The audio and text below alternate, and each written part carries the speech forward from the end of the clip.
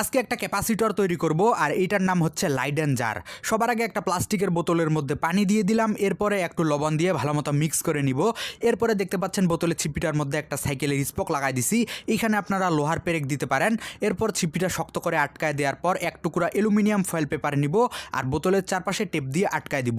তো আমাদের laden jar তৈরি। এইটাকে আপনারা হাই ভোল্টেজ দিয়েও চার্জ করতে পারেন, তবে আমি স্থির বিদ্যুৎ দিয়ে চার্জ করব।